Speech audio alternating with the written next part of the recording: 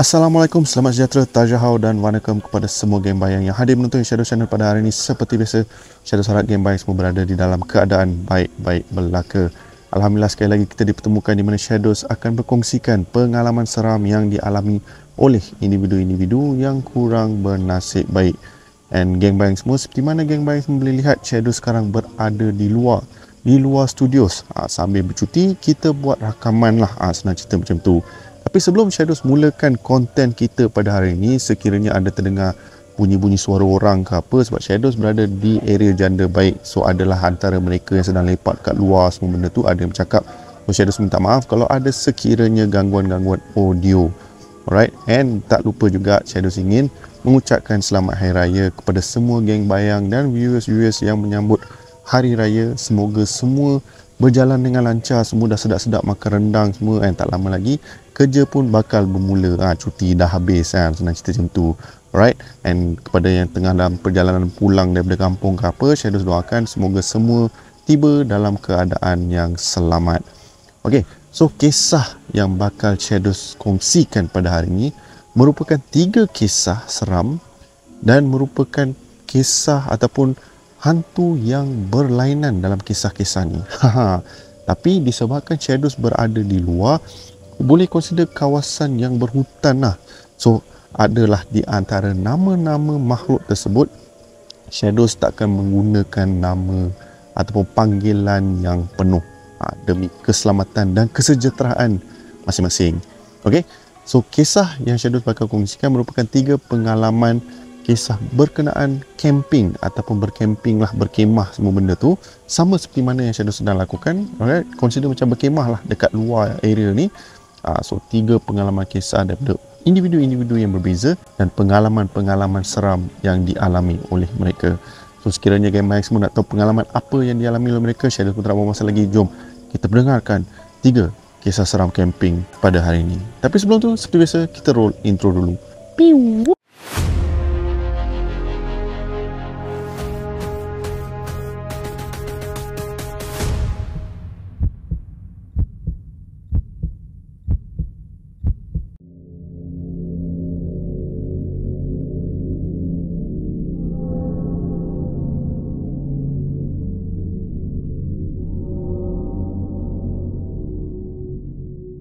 Alright game semua, so kisah yang pertama yang bakal Shadows kongsikan merupakan pengalaman sekumpulan pelajar dari satu universiti ni yang bernama Amir, Fikri, Sarah, Dayah dan Bob, di mana insiden ini terjadi semasa diorang berkemah di sebuah lokasi yang dinamakan Air Terjun Latar Pelangi. Boleh dikatakan sebuah lokasi yang agak terkenal tapi jarang dikunjungi atas sebab untuk memasuki kawasan tersebut boleh dikatakan agak sukar buat mereka-mereka yang nak berkemah di kawasan tersebut. Dan satu lagi, ramai yang tak berkenan sangat pergi tempat tu disebabkan atas akses untuk menggunakan telefon bimbit agak payah, kira tak ada line lah, senang cerita macam tu. So macam biasa, diorang pun tiba di lokasi perkemahan. Amir, Fitri, Dayah, Bob dan Sarah pun start lah set up kawasan perkemahan diorang ni.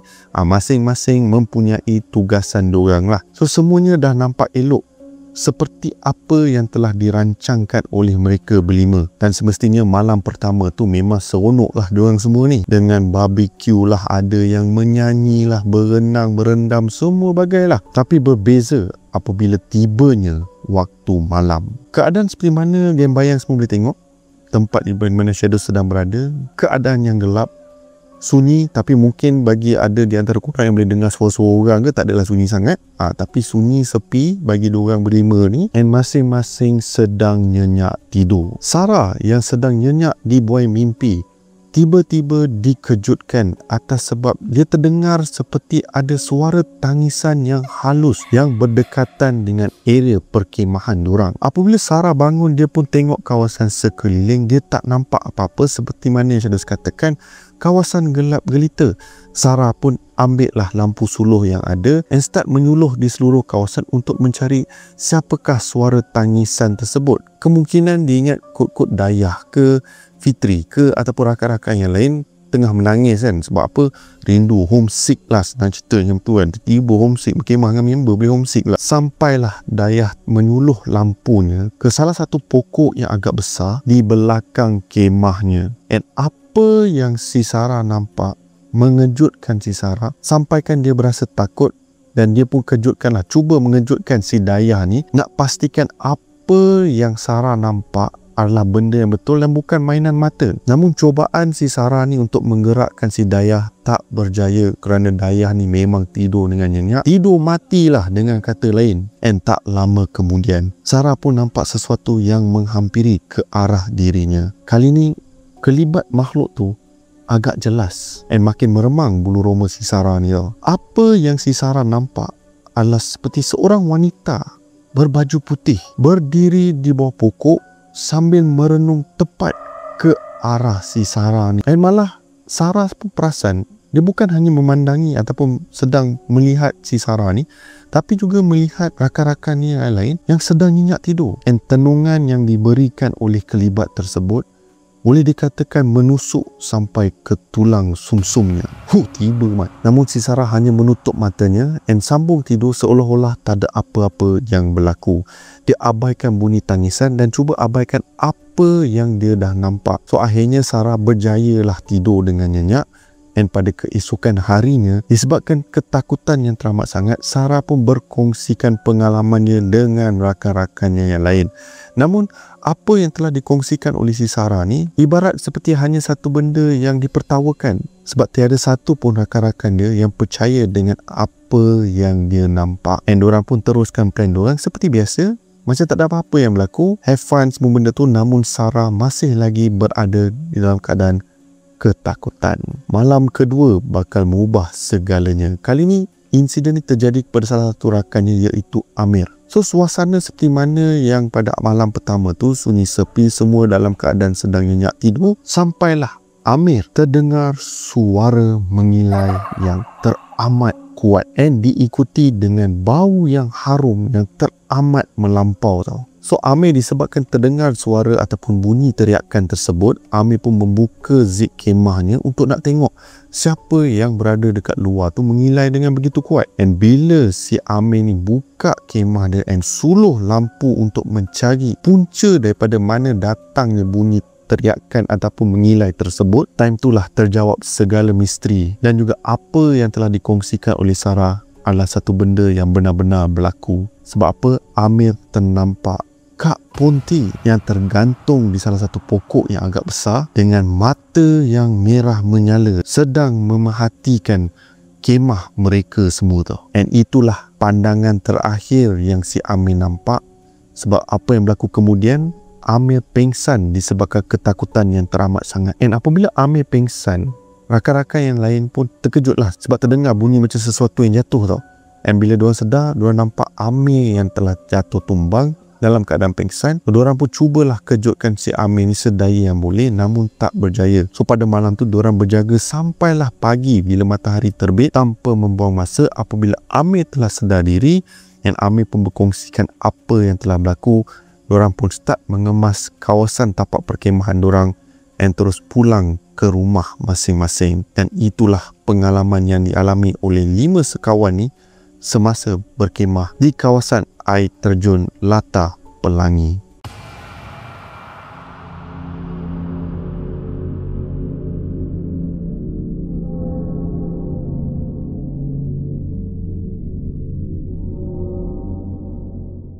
Alright gamers, musuh kisah yang seterusnya yang bakal Shadows kongsikan merupakan pengalaman sekumpulan geng-geng pengangkap. Dan kisah ni terjadi kepada Zul, Akmal dan Faiz semasa diorang masih lagi di bangku sekolah. So kisahnya bermula di mana diorang ni kena berkemah di sebuah kawasan tanah lapang bersamalah geng-geng pengangkap yang lain di sebuah kawasan lapang di tepi hutan simpan. So aktiviti-aktiviti pengangkap ni sentiasa adalah beberapa benda yang diorang kena lakukan. And kalau ada di antara geng bayang semua ingat, ada lencana-lencana khas. So contohnya macam pasang kemah ke ataupun start unggun api ke. So adalah lencana, kira kalau dapat berjaya pasang benda tu ataupun hidupkan api ke apa, dapatlah lencana-lencana khas ni. Consider pakar lah dalam bahagian-bahagian situ. So mereka bertiga ni kenalah lakukan seperti mana yang diarahkan oleh ketua pengangkap tersebut semasa mendirikan tapak perkemahan tersebut. So selepas segala benda semua dah selesai, diorang pun meneruskan aktiviti pada siang hari macam biasa. Namun apabila tiba pada waktu malam, diorang ada satu sesi di mana diorang harus melakukan aktiviti night walk ataupun berjalan pada waktu malam di area kawasan hutan simpan tu. Tapi diorang tak adalah nak dikatakan berjalan bersorangan. Ditemani oleh senior which merupakan cikgu yang turut hadir menemani night walk tersebut. Sebab Mat, kalau budak-budak sekolah yang berjalan dekat kawasan hutan simpan bersorangan ataupun berkumpulan pada waktu malam, tak ada pemimpin ke apa, settle Mat. So diorang pun melakukan aktiviti tu pada waktu malam, tapi dipecahkan kumpulan berasingan. So Zul, Akmal dan Faiz ni merupakan satu kumpulan yang sama, and diorang pun memulakan aktiviti night walk diorang bertemankan satu senior tapi dalam satu jarak yang agak berjauhan sikit tapi cukup untuk memerhatikan mereka bertiga. So susunan dia macam mana tau, dia satu kumpulan yang masuk, and dalam beberapa minit kemudian kumpulan yang lagi satu akan masuk lah. So which kumpulan Zul, Akmal dan Faiz ni kemudian menyusuri kumpulan yang pertama yang dah masuk. So consider tak adalah jarak yang begitu jauh untuk mengelak daripada benda-benda yang tak diingini berlaku. Namun dalam perjalanan mengekori kawasan yang telah ditandakan untuk mereka ni ikut, apa yang berlaku is that Zul, Akmal dan juga Faiz ni melalui satu lorong yang kira bukan lorong yang telah disediakan. Diorang tersalah jalan lah. And senior yang mengekori diorang ni pun terlepas pandang dengan situasi tersebut. So apa yang berlaku? Just bayangkan pelajar sekolah yang mungkin tak adalah berumur lebih daripada 15 tahun macam tu, boleh dikatakan tersesat di kawasan hutan simpan tersebut. So mereka bertiga ni dah start panik tau. Tapi Zul yang boleh dikatakan ketua kumpulan tersebut cuba menenangkan mereka berdua ni and mencari jalan keluar semula. Consider macam backtrack lah langkah dorang daripada mana dorang melalui tadi. And Zul ni boleh dikatakan seseorang yang senang ingat laluan lah walaupun pada waktu malam. Itulah antara salah satu kelebihan yang si Zul ni ada. So tengah dorang mencari satu lorong yang nak keluar daripada kawasan tersebut, tiba-tiba si Akmal ni seolah-olah tertendang satu batu yang besar tau. And menjeritlah si Akmal ni tau, fikirkan apa benda yang dilanggar. So Zul pun suluhkan lampu suluhnya ke arah di mana si Akmal ni kononnya tertendang batu besar. And apabila Zul nyalakan dekat kawasan tersebut, alangkah terkejutnya mereka bertiga apabila dorang sedar yang dekat mana dorang sedang berada pada ketika itu nampak seperti tapak perkuburan yang lama tau. So mereka bertiga ni lagi cuak, lagi panik dan lagi takut lah. And si Zul ni pun seberani-berani dia pun member mesti rasa seramat. Dia mesti rasa macam tak manis benda ni berlaku tau. Tapi Zul dia cuba untuk beranikan diri dia. Sebab apa? Kalau sekiranya Zul ni pun cuak, takut, settlement, dua member dia yang lain pun akan turut sama berada dalam keadaan ketakutan dan panik, dan sesilap diorang akan tersesat terus di dalam hutan tersebut. So diorang pun beranikan diri diorang mencari jalan keluar, mencari petanda-petanda di mana diorang harus ikori dari mana tempat yang diorang awal-awal tadi ikut ataupun jejak tadilah. Dan tengah diorang mencari laluan untuk keluar daripada mana diorang tersesat tadi, tiba-tiba diorang ternampak seperti ada sesuatu yang sedang melompat-lompat. Mat, dalam suasana gelap di dalam hutan nampak sesuatu terlompat-lompat. And benda yang terlompat-lompat tu bukan member ke, bukan apa senior cikgu ke apa ke, tapi satu benda yang amat mengerikan. Si Faiz mulut tak ada insurans, tak ada cover line, terus cakap itu gula-gula Mat. Terus si Zul ni tekap mulut dia dan cakap, kau mulut kau diam lah sikit, jaga-jagalah, jangan main sebat je kan. Tapi apa nak buat, benda dah ditegur, benda telah diperkatakan. And si Akmal ni apa yang dia buat, dia pergi nyalakan lampu suluhnya ke arah makhluk tu tau. And terus mereka bertiga ni nampak dengan begitu jelas rupa bentuk kelibat tersebut. Dikatakan apa yang diorang nampak kepala makhluk tersebut macam miring macam tu, mukanya reput dan kain kafannya lusuh dipenuhi dengan tanah. And makhluk tu mengeluarkan satu bunyi yang agak pelik dan juga menyeramkan. And makhluk tu bergerak tanpa henti, seolah-olah seperti ingin memberitahu sesuatu tau. Dahsyat mat, boleh fikir macam seolah-olah makhluk tu nak bagi tahu something. And mereka bertiga ni time tu dah tak tunggu dah. Mat, kalau nak tunggu lagi lama, makhluk tu lagi dekat, settle mat. Diorang pun apa lagi terus berlari seolah-olah tak cukup tanah macam tu tau. Lari punya lari sampailah si Zul ni berhentikan langkah dia dan terus melaungkan azan dengan begitu kuat sampaikan didengari oleh pelajar-pelajar yang lain, termasuklah senior yang menemani diorang, and kelibat makhluk tersebut sudah tak kelihatan. Apabila senior diorang pun menghampiri diorang, cepat-cepat dibawa mereka pulang semula ke kemah, and keadaan mereka bertiga ni boleh dikatakan dalam keadaan yang agak teruk gak lah, dalam situasi yang amat ketakutan, muka pucat, dan dapat rasa yang diorang ni akan demam lah, sebab dah boleh rasa suhu badan dah panas macam kan. So diorang bertiga ni pun dihantar pulang ke rumah masing-masing dengan segera, and boleh dikatakan hampir seminggu macam tu diorang tak pergi sekolah akibat demam panas. And selepas mereka bertiga ni dah pulang semula ke sekolah, pelajar-pelajar ataupun rakan-rakan mereka yang lain bagi tahu yang kawasan area di mana diorang berkemah rupa-rupanya merupakan tapak perkuburan lama Jepun tau. Apa kena-mengena dengan gula-gula tak tahu, mungkinlah salah satu jelmaan itu sendiri dekat kawasan tersebut. Tapi selepas diketahui apa yang telah berlaku dekat situ, pihak pengetua telah melarang sama sekali untuk pelajar-pelajar ataupun apa-apa aktiviti dilakukan berhampiran dengan kawasan tersebut.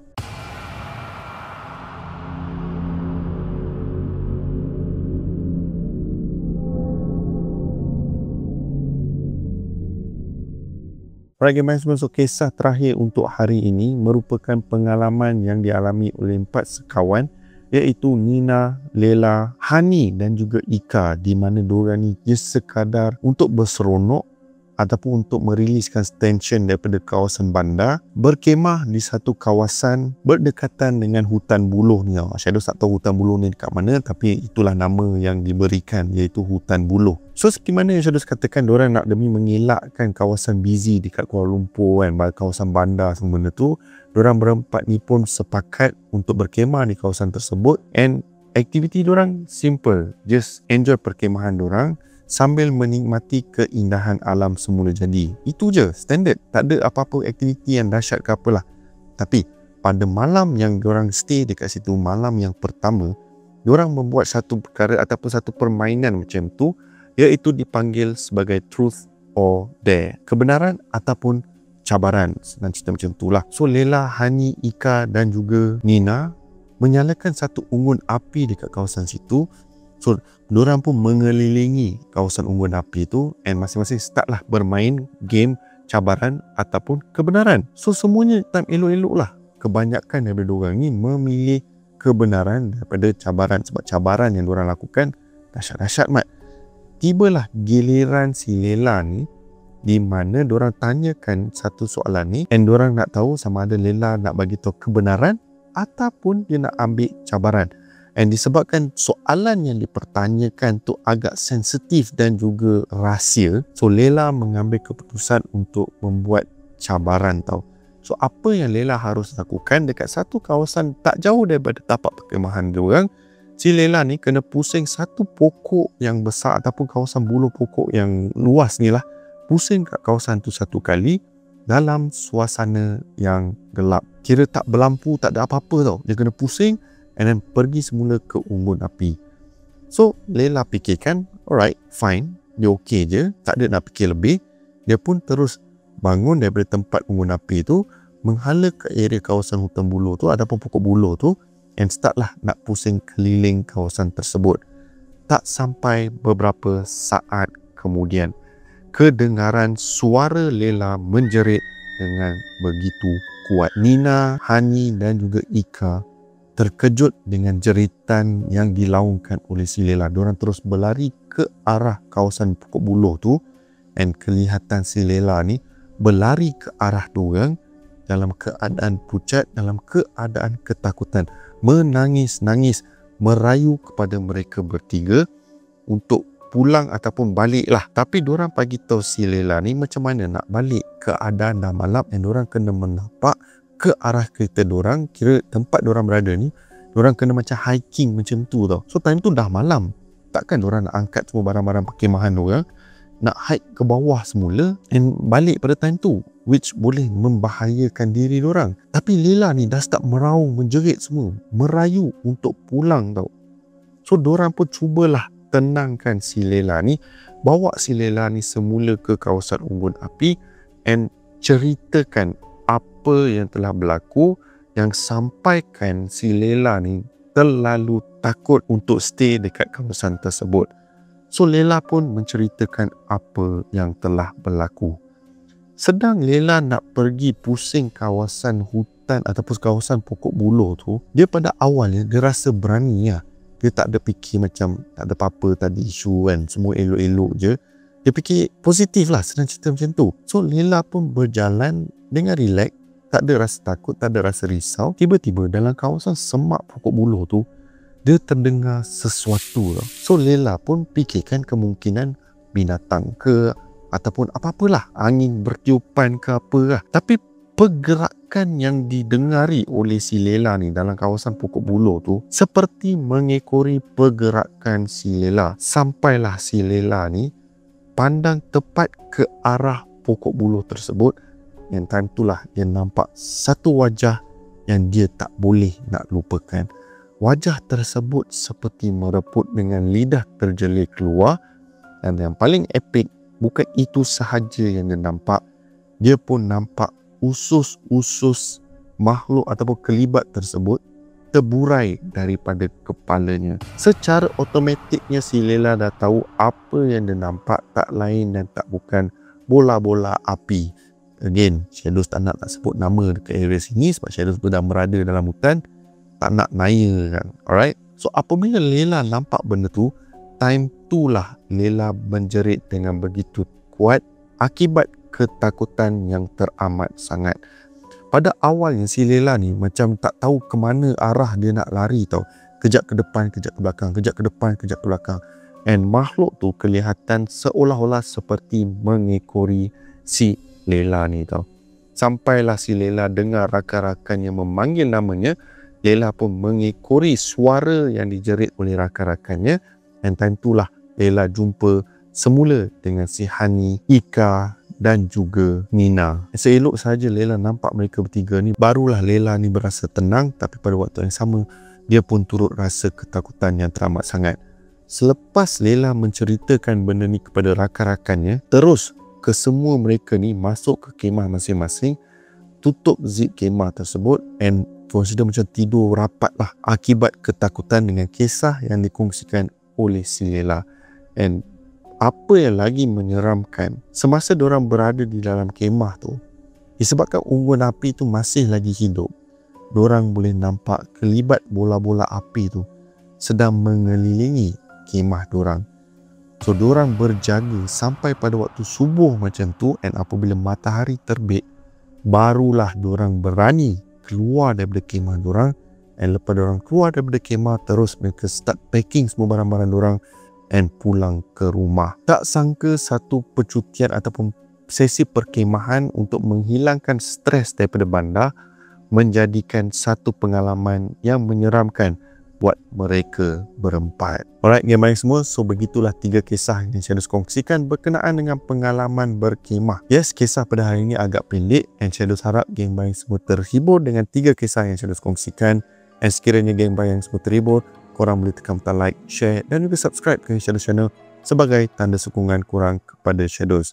And sekali lagi Shadows ingin mengucapkan selamat hari raya kepada semua geng bayang dan viewers yang sedang menonton dari Shadows channel.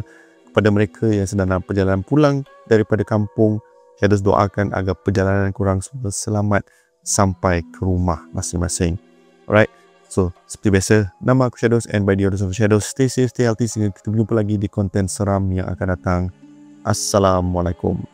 Bye-bye, game baik semua.